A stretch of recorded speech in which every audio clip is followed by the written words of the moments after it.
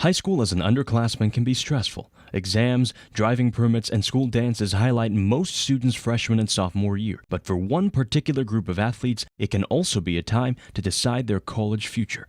High school girls are being recruited for collegiate soccer earlier than ever before. A recent New York Times article covered a girl committing to the University of Texas for soccer during her 8th grade year, and another committed to play for the Longhorns in July of 2016. It's difficult to try and regulate recruiting for any sport, but soccer is especially difficult. There are strict NCAA guidelines prohibiting coaches contacting recruits until their junior year, but coaches and players can meet if the players initiate the contact. So the way it works is you've got a club coach, you watch the team play, you reach out and say, hey, number 12 was awesome, she had a great tournament.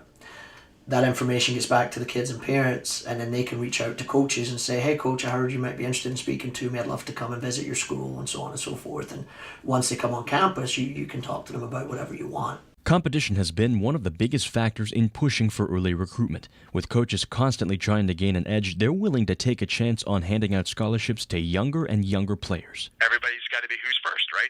So then it's who's first in. It's the big dogs of D1. Oh, they got to get in first, so that means now they're doing their sophomores.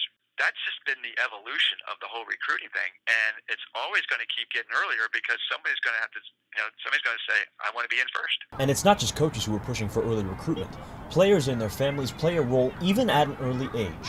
There are only 14 scholarships on a women's Division I college soccer program, and there's an increased pressure to secure a scholarship and avoid missing out on a potential opportunity. Your parents, I feel like, mine didn't, but I know like other people around me, their parents kind of put a little bit of pressure on them.